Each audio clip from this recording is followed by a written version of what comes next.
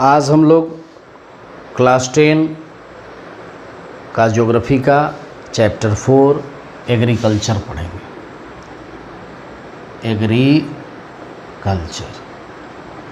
Agriculture जो शब्द है ये वर्ड जो है दो वर्ड से बना हुआ है, eager plus culture.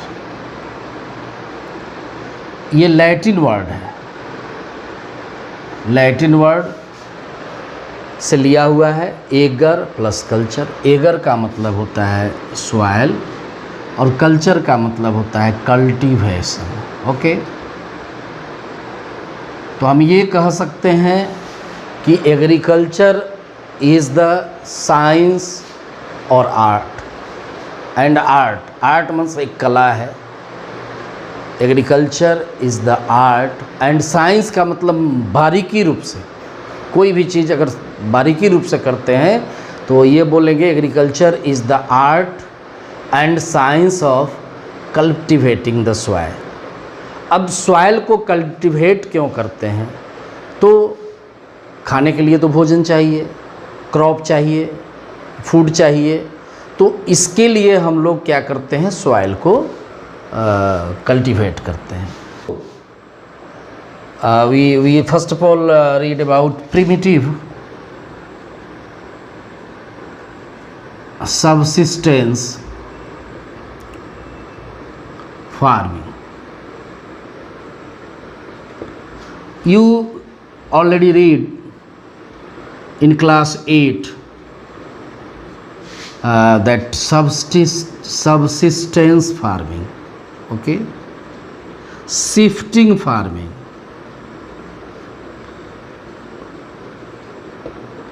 nomadic farming and sedentary farming। ये चारों जो रूप है उससे मिलके आपके 10 में एक ही ये प्रिमिटिव सब्सिस्टेंस फार्मिंग, ये जो है ये क्या हुआ, तो जीवन यापन करने के लिए for the survival of the human being ये प्रोसेस अपनाया गया। ओके, इसमें क्या होता है अभी बताया, होए डाव, होए मतलब कुदाल होता है, डाव जो हल को बोलते हैं, और डिगिंग स्टिक्स का यूज़ करके ज़मीन को कल्टीवेट करते थे। और जब बारिश होती थी, जब रेन होता था, उस समय सीड को सोक कर देते थे, ठीक है। और उसके पहले क्या करते थे, पैच ऑफ लैंड को स्लैश एंड बर्न करते थे, मतलब उस जंगल जो होते थे उसको जला देते थे। तो ये प्रक्रिया अपनाते थे। इस प्रक्रिया को जो है झूमिंग खेती बोलते थे, झूमिंग फार्मिंग। ओके, इसको झूमिंग फार्मिंग बोलते थे। झूमिंग जो है आपके नॉर्थ ईस्टर्न पार्ट में जो है इसका ये नाम होता था। पामलाऊ जो है, पाम PAMLOU, और एक नाम है दीपा। ओके, तो ये दीपा और पामलाऊ, ये पामलाऊ जो है मणिपुर में जो खेती होता था उस पुराने ज़माने में, ये पहले की बात हो रही है, आज की बात नहीं हो रही है। और दीपा जो है बस्तर छत्तीसगढ़ का एक डिस्ट्रिक्ट है, उस क्षेत्र में होता था, और अंडमान निकोबार द्वीप समूह में होता था इस तरह की खेती। तो हम ये समझे, और ये जो खेती जो होता है, जो एग्रीकल्चर एक्टिविटी होता है, उसके लिए रिलीफ फीचर बहुत इम्पोर्टेंट होता है। रिलीफ फीचर का मतलब the demography of our earth. Demography का मतलब फिजिकल फीचर, इसको ये भी बोल सकते हैं। हमारे अर्थ का अपर लेयर सब जगह एक जगह जैसा नहीं है, सेम नहीं है। कहीं पर माउंटेन है, द माउंटेन, कहीं पर द प्लेट्यू है, कहीं पर केवल डिजर्ट है। मतलब आपका फिजिकल फीचर 6 होते हैं। 6 में पहला होता है द हिमालयन माउंटेन, दूसरा होता है आपका द नॉर्दर्न प्लेन, तीसरा द प्लाट्यू, चौथा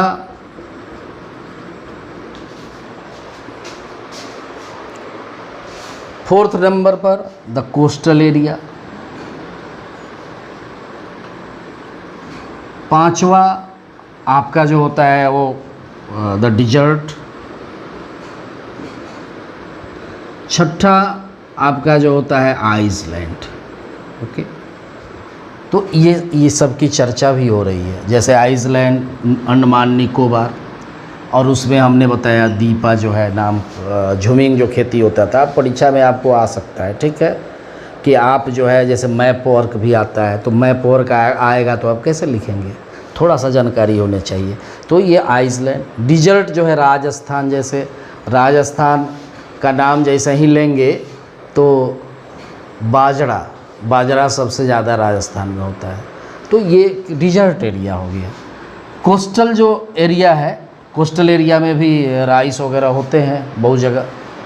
प्लेट्यू में जो है आपको कॉफ़ी और टी होते हैं, और नॉर्दर्न प्लेन में तो सारे चीज़ लगभग होते हैं, टी कॉफ़ी को छोड़ के। तो ये बहुत सारे ये सब फिजिकल फीचर है। तो सब जगह जो है एक जैसा, जैसे मान लेते हैं हिमालयन माउंटेन है, वहाँ पर क्रॉप आप कैसे उगाइएगा, तो उसके लिए जो है आपका रिलीफ फीचर बड़ा ज़रूरी है, पहला चीज़। दूसरा जो है, तो इसमें पहला रिलीफ, दूसरा जो है क्लाइमेटिक कंडीशन,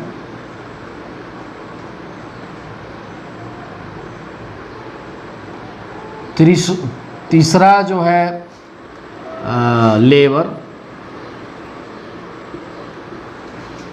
और चौथा जो है इकोनॉमिक फैक्टर।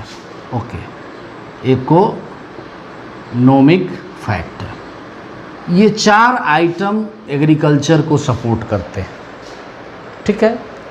रिलीफ फीचर का मतलब ज़मीन कैसा है, जैसे हम आप जानते हैं टाइप ऑफ सॉइल जानते हैं, ठीक है। टाइप ऑफ सॉइल हम लिखते हैं आवरी लाफ, ठीक है।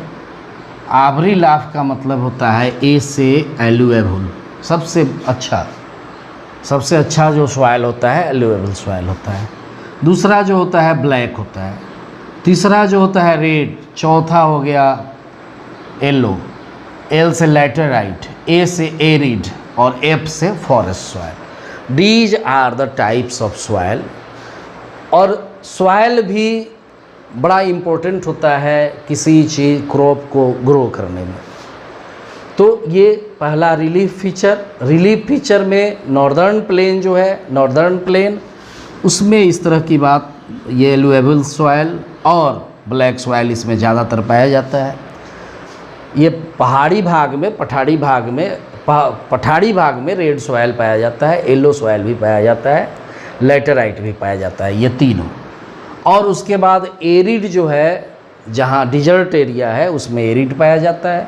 फॉरेस्ट जो पहाड़ पर जो सॉइल होते हैं जहाँ पर खेती किया जाता है आपको टी का, तो वो आपका फॉरेस्ट सॉइल हो गया। तो ये छोटे क्लास में पढ़ना है, आगे भी हो सकता है आपको जो है पढ़ना तो हमेशा है। तो क्लाइमेटिक कंडीशन का मतलब किस मौसम में कौन सा खेती करें, ये फैक्टर दूसरा हो गया। तीसरा लेबर की उपलब्धता, बिना लेबर का आप खेती कर नहीं सकते हैं। और चौथा जो है इकोनॉमिक फैक्टर होता है। इकोनॉमिक फैक्टर का मतलब होता है कि जितने भी चीज़ का यूज़ करते हैं हम अपने खेती में, तो वो पैसा लगता है उस काम को करने में। जैसे सपोज कीजिए कि आप जो है कोई मशीनरी खरीदते हैं, कुछ भी खरीदते हैं, तो ये सब चीज़ इनिशियल, जो ये चार चीज़ इनिशियल हो गए आपको एग्रीकल्चर के लिए, क्रॉप प्रोडक्शन के लिए, ठीक है। और इसमें आगे हम लोग ये देखते हैं कि जो प्रिमिटिव सब्सटेंस फार्मिंग था, तो ये कब यूज़ होता था, तो एंशिएंट टाइम में। लेकिन अब जो है क्या हो रहा है, इंटेंसिव फार्मिंग के बारे में हम लोग अब पढ़ते हैं। इंटेंसिव, पहला हुआ सब्सिस्टेंस मतलब जीवन यापन के लिए, इंटेंसिव में क्या होता है,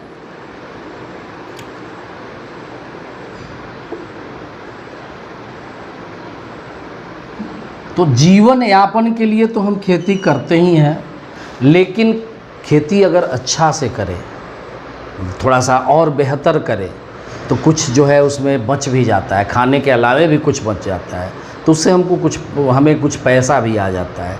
तो ऐसा प्रोसेस, ऐसा एग्रीकल्चर का सिस्टम जिसमें, या फार्मिंग का सिस्टम जिसमें हम खेती करने के बाद भी कुछ क्या करते हैं, बचा लेते हैं, मतलब खाने के बाद भी कुछ बच जाता है, तो उससे कुछ पैसे भी आ जाते हैं। तो इस तरह के खेती को इंटेंसिव फार्मिंग बोलते हैं। ठीक है, इसमें क्या अब हो क्या रहा है कि पहले ज़माने में लोगों के पास खेत जो है, फील्ड ज़्यादा हुआ करते थे, लेकिन आज के समय में धीरे धीरे, जैसे एक आदमी है तो उनके 3-4 बाल बच्चे हुए, फिर उनके हुए तो खेत टुकड़ों टुकड़ों में बट गए हैं, जो आप आजकल देख रहे हैं, छोटा छोटा पैच ऑफ लैंड है।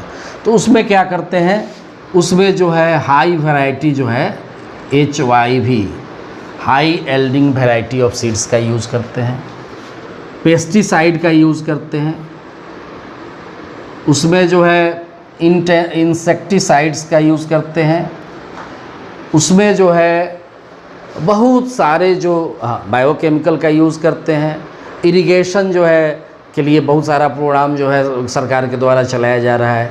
आप जो है अपना पंप सेट रखते हैं, सरकार भी जो है ट्यूबवेल वगैरह की व्यवस्था की है। तो बहुत चीज़ों की व्यवस्था के बाद जो है आप कम जगह में ज़्यादा जो है उपजा लेते हैं, मतलब क्रॉप प्रोडक्शन आपका ज़्यादा होता है। तो ऐसी स्थिति में इसको इंटेंसिव बोलेंगे। सब्सिस्टेंस मतलब जीवन के लिए, सब्सिस्टेंस जब लिखा हुआ हो तो आप मतलब जीवन यापन हो गया, जीवन यापन चाहे निर्वाहन के लिए। ठीक है, इंटेंसिव का मतलब हो गया थोड़ा बड़े स्तर पर, नहीं उससे बड़ा स्तर हो गया। और एक होता है एक्सटेंसिव। तो इंटेंसिव और एक्सटेंसिव में अंतर है। इसमें क्या होता है, स्मॉल पैच ऑफ लैंड होता है, इसमें जो है पैच ऑफ लैंड बड़ा हो जाता है। जैसे आप जाइएगा पंजाब में, हरियाणा में, उत्तर प्रदेश के कुछ भाग में, बिहार में भी बड़े बड़े पैच ऑफ लैंड पे जब खेती किया जाएगा, उसमें भी यही है, HYV का यूज़ किया जाएगा, पेस्टिसाइड का यूज़ किया जाएगा, इंसेक्टिसाइड्स का यूज़ किया जाएगा, इरिगेशन की सुविधा जो है की सुविधा जो है रहेगी। तो इससे क्या होता है कि ज़्यादा प्रोडक्शन होता है, और ज़्यादा प्रोडक्शन होने के बाद जो है उसको हम लोग बेच के और अपना जो है मतलब ये ऐसा कह सकते हैं कि ये जो है कमर्शियल एक्सटेंसिव जो फार्मिंग होता है वो एक कमर्शियल फार्मिंग है। ऐसे फार्मिंग का बहुत टाइप होता है, जैसे मैंने 4 बताया।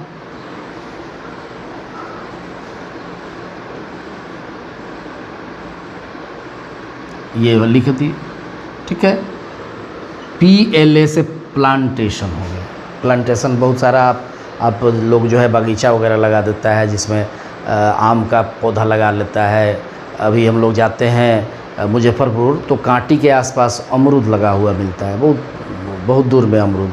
कोई मान लेते हैं आप हाजीपुर जाइएगा तो केला का खेती होता है। तो ये कमर्शियल भी हो गया, लेकिन किस तरह का हुआ, तो प्लांटेशन हुआ। बहुत बड़े एरिया में एक ही तरह के प्लांट को जो है लगाया जाता है। DA से डेयरी हो गया। डेयरी मतलब आप जो है गाय का पालन करके दूध का उत्पादन करते हैं, जिसको व्हाइट रिवोल्यूशन बोला जाता है। तो वो हो गया डेयरी फार्मिंग हो गया, मतलब आप पशु को पाल के दूध का उत्पादन करते हैं, तो वो डेयरी फार्मिंग हो गया। उसके बाद में MI से हो गया मिक्स फार्मिंग इसको बोलते हैं। HO से हो गया हॉर्टिकल्चर, और GA से हॉर्टिकल्चर का मतलब बागवानी हो गया। बागवानी में आप जो है बहुत वेजिटेबल, यहाँ जो है वेजिटेबल का जो है आप खेती करते हैं, तो उस वेजिटेबल से संबंधित जो खेती करते हैं उसको बोलते हैं आपका हॉर्टिकल्चर। और गार्डनिंग में फूल की खेती जो होती है उसको जो है गार्डनिंग में, तो बहुत सारा आपके छोटे क्लास में दिया हुआ है, लेकिन ऊपर के क्लास में सब्सिस्टेंस पढ़ना है, इंटेंसिव पढ़ना है और एक्सटेंसिव पढ़ना है और कमर्शियल पढ़ना है। एक्सटेंसिव एक कमर्शियल फार्मिंग में होता है। कमर्शियल फार्मिंग जो किया जाता है स्पेशली जो है खाने जीवन निर्वाह के लिए नहीं किया जाता है, पैसे के लिए किया जाता है। तो इसमें जो है हाई वैरायटी ऑफ सीड्स का यूज़ किया जाता है, high yielding variety of seeds HYV। और इसमें जो है आपको केमिकल का यूज़ किया जाता है, फर्टिलाइज़र का यूज़ किया जाता है, इंसेक्टिसाइड्स का यूज़ किया जाता है, पेस्टिसाइड्स का यूज़ किया जाता है और हायर प्रोडक्शन के लिए ये सब किया जाता है। ओके, एक बताए प्लांटेशन में जो है सिंगल क्रॉप जो है आपको लगाया जाता है, जिसमें हो गया टी, आपका चाय, कॉफ़ी। टी जो है सबसे ज़्यादा असम में होता है, असम केरल के कुछ भाग में भी होता है। और कॉफ़ी जो है कर्नाटक जो है कॉफ़ी और भाभा भूदान की पहाड़ी है, वहीं पर जो है सबसे पहले कॉफ़ी का उत्पादन शुरू किया गया। रबड़ की बात आ गई, एक ही तरह जब केरल में जाइएगा, केरल क्या है, तटीय क्षेत्र है, पहाड़ के बगल में है। जब फिजिकल फीचर आप 9th में पढ़े थे तो उसमें देखिएगा केरल आपका कहाँ है, तो केरल में बारिश अधिक होती है और रबड़ के खेती के लिए रबड़ प्लांट के लिए जो है आपका लगभग 400 CM बारिश होनी चाहिए। उस CM क्या है इसको भी समझ लिया जाए। बारिश जो होती है उसको आपको कभी कभी न्यूज़ में आता है कि MM बारिश, इतना MM बारिश हुआ, इतना CM बारिश हुआ। तो इसको जानने के लिए बहुत सिंपल है। आप अपने छत पे एक मीटर लंबा 1 मीटर चौड़ा रेक्टेंगुलर फॉर्म में आप जो है एक घेरा बनाइएगा। ओके, 1 मीटर लंबा 1 मीटर चौड़ा। ओके, और उसमें जितना बारिश होने के बाद पानी लग गया उसको स्केल से माप लेंगे। तो 1 mm क्या होता है, तो 10 mm बराबर 1 सेंटीमीटर, मतलब सेंटीमीटर का 10वां भाग। जैसे मान लेते हैं कि कोई कहा कि 10 सेंटीमीटर बारिश हुआ है, इसका मतलब आपका 1 मीटर और 1 मीटर के एरिया में 10 सेंटीमीटर पानी लग गया मोटा। ठीक है, तो 400 CM का मतलब हो गया 4 मीटर, मतलब 1 मीटर में 4 मीटर ऊंचा पानी अगर लग गया तो मतलब बहुत ज़्यादा हो गया, बहुत ज़्यादा वर्षा हो गया। तो ऐसी स्थिति में बारिश को मापने के लिए CM और MM का यूज़ किया जाता है। ज़्यादा बारिश के लिए CM का यूज़ कीजिएगा, कम के लिए MM का यूज़ कीजिएगा। जैसे मान लेते हैं कि अभी वर्षा हो रही है तो ये 2 तरह से काउंट होता है, एक जो है सीजनली कितना हुआ बारिश, और एक होता है कि ईयरली। तो दोनों डायग्राम जो है 9th क्लास में आप जब पढ़े थे तो दोनों के बारे में बताया गया था। ओके, तो हम लोग बात कर रहे थे रबड़ की। रबड़ के लिए जो है सबसे ज़्यादा बारिश की ज़रूरत होती है। फिर शुगर केन जो है ये प्लांटेशन हुआ। प्लांटेशन में मैंने बताया, प्लांटेशन में एक ही तरह के प्लांट जो है बहुत बड़े पैच ऑफ लैंड पर प्लांट किए जाते हैं। ओके, बनाना हो गया, जैसे हाजीपुर में आप हाजीपुर की बात की। अब एक आता है आपका cropping pattern. Okay, cropping pattern क्या होता है इसके बारे में हम लोग पढ़ते हैं।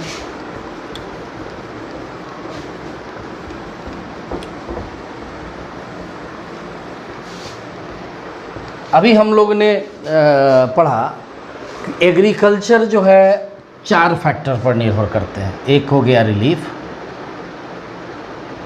दूसरा हो गया क्लाइमेटिक कंडीशन। तो क्लाइमेटिक कंडीशन आपके देश में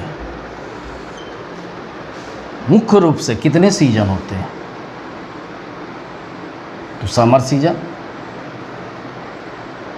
विंटर सीजन मुख्य रूप से, और तीसरा जो है रेनी सीजन। ओके, इसके अलावा भी होता है स्प्रिंग हो गया, ऑटोनोम हो गया। तो क्लाइमेट कंडीशन जो है, क्लाइमेट क्या होता है, इस क्लाइमेट को ही बताएगा। आप लोग जानते हैं क्लाइमेट क्या होता है?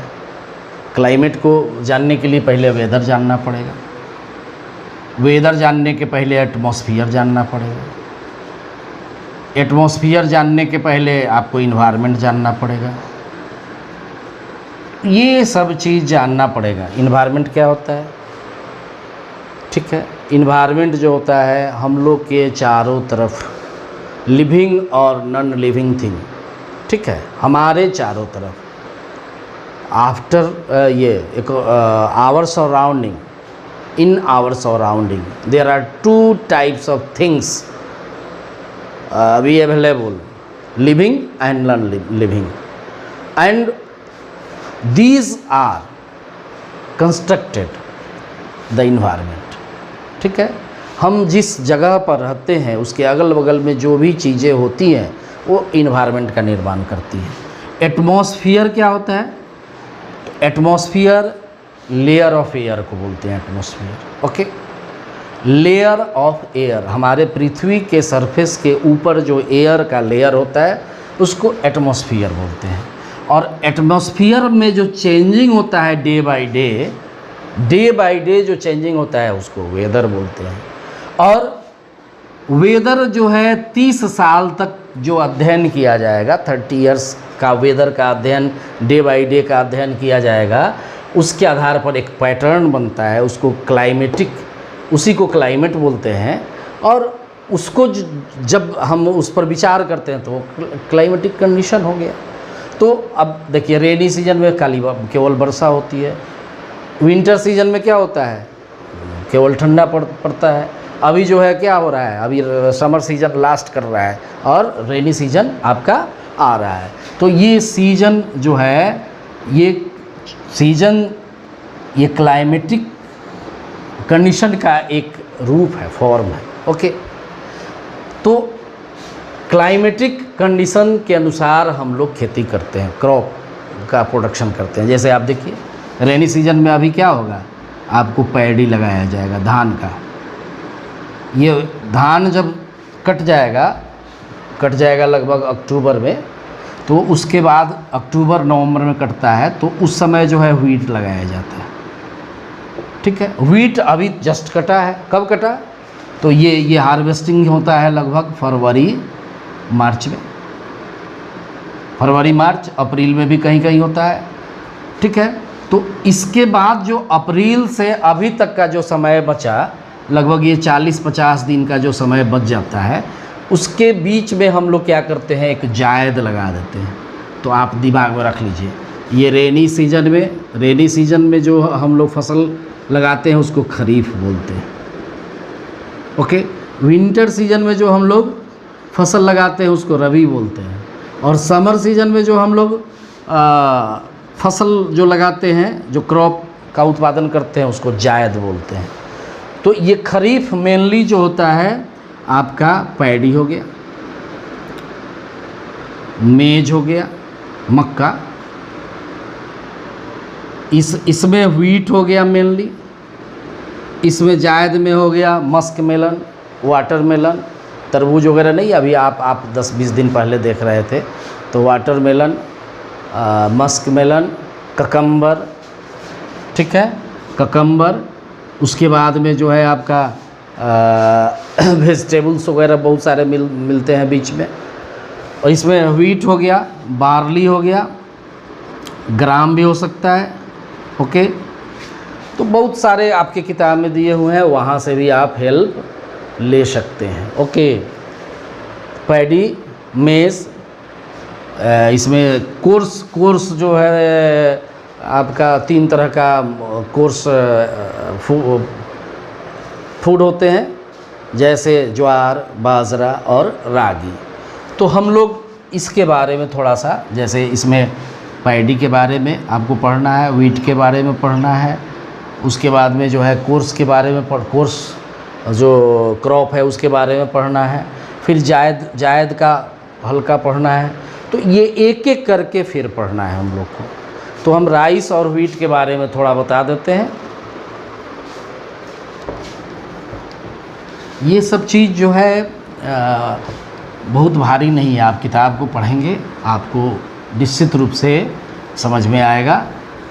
मेरे पढ़ाने के बाद आप किताब ज़रूर पढ़ेंगे, बिना किताब पढ़े हुए आप जो है आपको बहुत परेशानी होगी, ओके।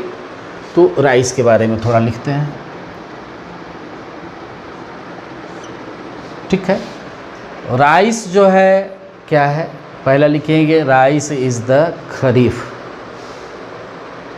Crop, okay.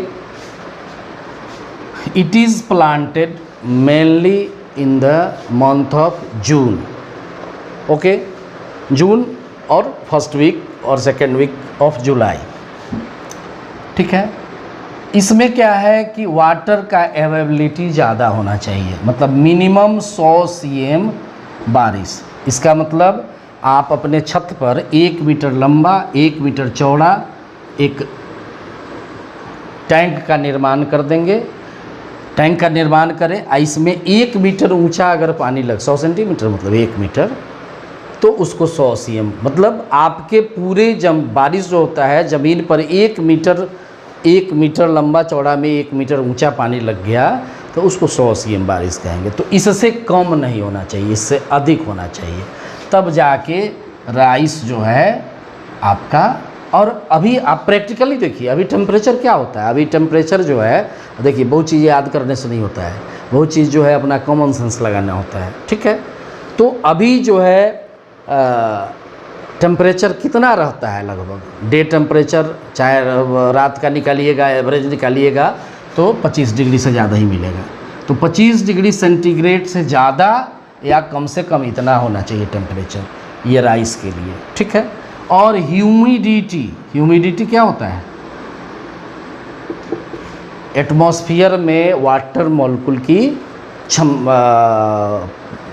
उपलब्धता, the availability of water molecule in the atmosphere is called humidity.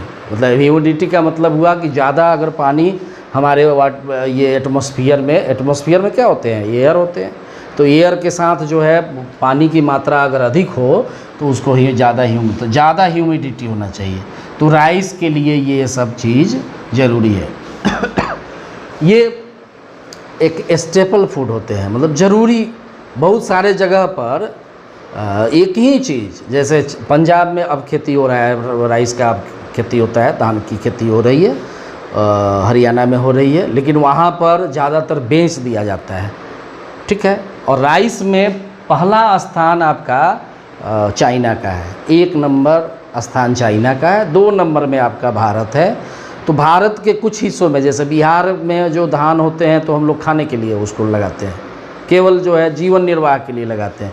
लेकिन पंजाब में जो यही खेती होता है वो बेचने के लिए भी होता है, वहाँ वो कमर्शियल क्रॉप हो गया।